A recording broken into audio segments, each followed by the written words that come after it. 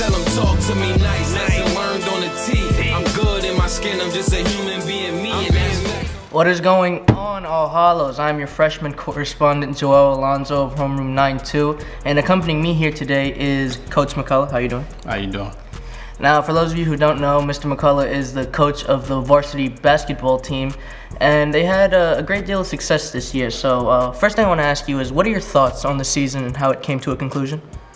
How it came to a conclusion wasn't a great conclusion. You know, we lost in the quarterfinals. We were expected to win the city championship, and you know, for me, it was kind of like a failure in my eyes when you think about winning a city championship and losing, you know, 2 rounds before the championship game. Okay. Now, you yourself were able to accomplish something very great this season. You won your first Coach of the Year award. Now, how do you feel about that? Well, you say first. You know, are you telling me that I'm gonna win another one? Oh, you can take that as you whatever you want to. I don't know, but I mean, Coach of the Year. It was an testament to the type of players that I was coaching. You know, Nick Johnson, Chad Ewert, Devin Diaz, and Mikael Leston.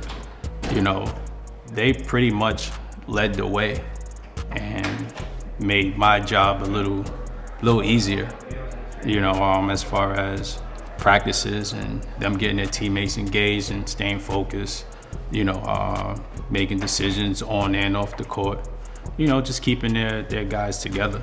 You know, it was a true help, and you know, it made my job a little easier than the previous years. Okay. Now, coming into this year with not many expectations, how proud of you of the team and how they were able to play? I know I said that, you know, as far as what we were projected to do and where we ended up was kind of like a failure, but these guys coming from last year's team and, you know, whichever team they were on, whether it was JV or varsity, it was pretty much a step up. And like I said, with those 3 games that they won without Nick, they ended up losing the game because Nick missed the bus, you know, later on in the season as well. So they're 3-1 without him. So just those things was very successful. Not only that, but you have Nick as a Player of the Year. You have Chad and Devin as all-league players. You know, so the individual accolades and them winning, I believe, 18 games was a true success. You know, I think it uplifted the basketball program. Now, considering that you have so many players like Nick Johnson moving on to their college careers, what degree of difficulty do you expect? Losing Nick and Mikael, you know, just being that those guys were 2 seniors that played a lot of minutes, is big. Mikael were one of the spearheads of our defense, and you know, trying to guard the best guard on the opposing team. And then you have Nick, who was a defensive presence himself, but he really filled up the stats as far as assists and rebounding and scoring. You know, so losing all of that is real tough, you know, to make up for. You know, but hopefully Lennon Garcia, you know, steps up his game, you know, through summer workouts, postseason workouts. Chad and Devin should have no setbacks, you know, continue to improve and move forward. You know, Kalechi, who was a space eater and, you know, good timing on shot blocks, you know, blocking shots on the JV level. So, you know, with those guys stepping up and, you know, other guys from the JV team, there's some talent there, you know, and, you know, we're just having a little bit of trouble putting things together. And, you know, hopefully we'll find it, you know, like I said, with the JPA and fitting the pieces, hopefully we can fit the pieces. Okay, now is there anything you'd like to add before we come to a conclusion? No. But I guess continue watching and, you know, stay tuned and following Gales Illustrated. you in for some good things. We have a YouTube page that you guys need to take a look at for full interviews. And I think that's it. All right, well, that's going to wrap it up from here today. Once again, I'm your freshman correspondent, Joel Alonzo of Homeroom 92, signing off.